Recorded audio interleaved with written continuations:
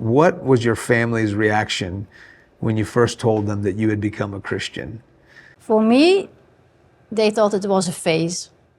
They didn't take it seriously. When I began speaking about Jesus, I was like, oh, there she goes again. So that's something new that she found. Mine was the same thing, because before that, I was really into New Age, and I was always trying to share, the next thing that I learned.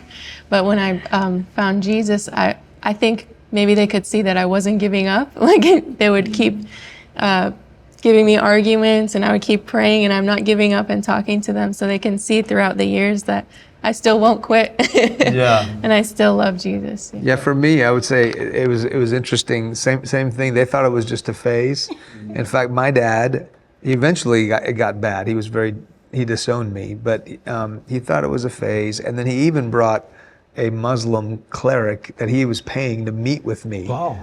And this guy was meeting with me. Your Bible says this here, then how come it says this there? And all these questions that I didn't have the answers for. And it was the best thing that happened for me, because it forced me to go and study and know why I believe this. And so I started going and coming back with questions.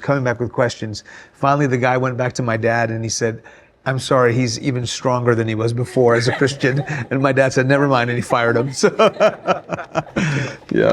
My family made fun of me and said, oh, you're an educated person. I mean, you have a PhD degree. Why did you make that the word stupid decision? That's just so childish.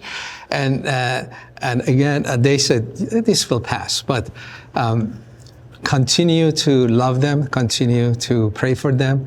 Over the years, almost all of them came to Christ. Every member of my family had a different reaction. My mom raised me as a Muslim, but thought if I studied, it gave me freedom to kind of study all of them. But she thought that at the end of it, I would find that Islam was most true.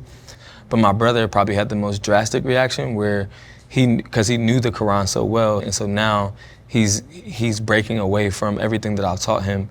And so he broke down in tears in front of me. And so I think that was like a hard thing, but I think God had given me such confidence in me, just my relationship with him, that I saw that and went, oh, okay, like, I don't know, I understand their reactions, but for me, I know that I found God. So if somebody is listening, they might be thinking about, man, if I really get serious about pursuing understanding more about Christianity, what if it leads me to belief?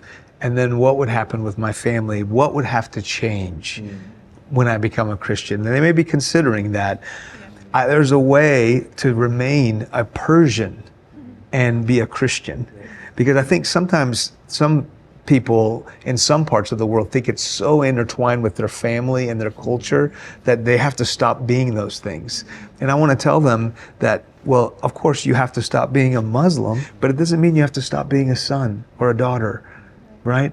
It doesn't mean you have to stop being a Persian or, an Arab person.